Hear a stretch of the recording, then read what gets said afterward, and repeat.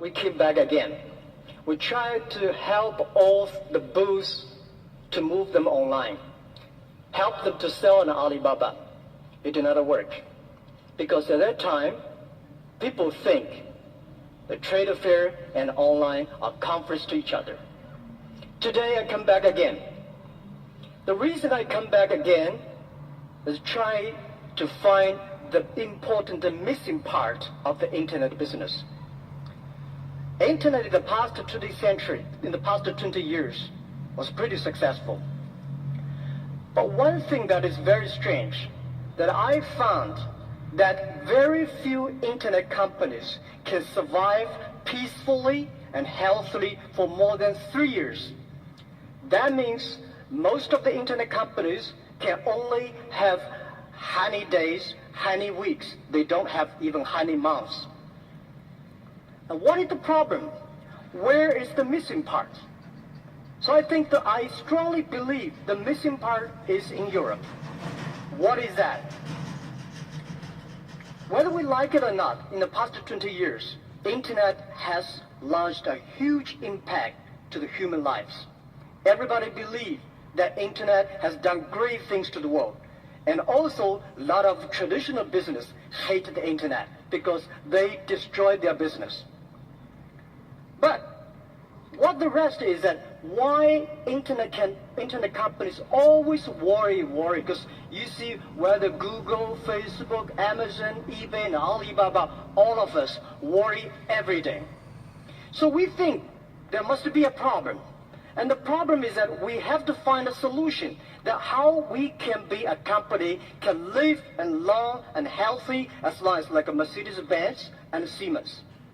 If an industry cannot live more than 3 years, if all the companies cannot live happily for 3 years, this industry is never become the mainstream.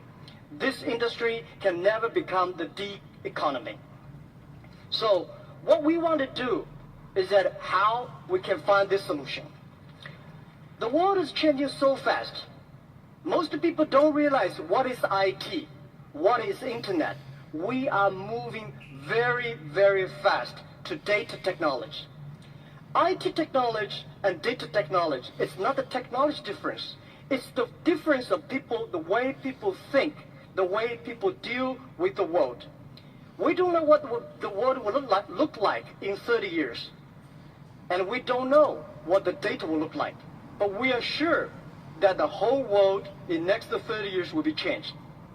If the first and the second innovation and technology revolution relieve or liberate the human strength, the physical strength, this revolution release and liberate the strength of a human brain, the innovation. The future world, we believe, will be connected, not by oil, not by other things, but by data. The future world, the business is C2B, not B2C. C2B is consumer to business, not business to consumer. Because you have a lot of data, because of the data, the manufacturer must do customized things. Otherwise, manufacture will be very difficult. In the future, all the manufacturers, they make the machines. The machines can not only produce the products, the machines must talk. The machine must think. And the machine is not going to be supported by oil, by electricity. The machine is going to be supported by data. The future world, business will not focus on the size. Business will not focus on standardization and the power. They will focus on the flexibility, nimbleness, customization, and user friendliness. And also I strongly believe the future world, we are going to have a lot of women leaders, because in the future, people not only focus on the muscles, powers, they focus on wisdom, they focus on careness and responsibility.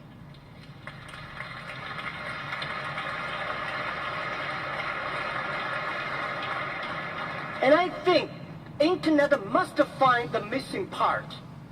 This missing part is how the clicks and the motors can work together, and how we can making sure in the next 30 years the internet and the clicks and mortars can work together.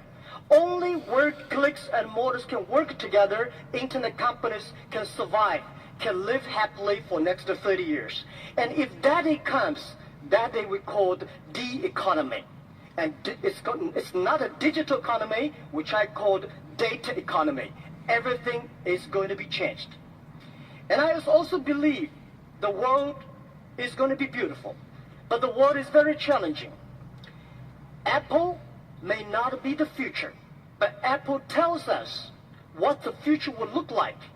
That is something in the machine is moving. That is data.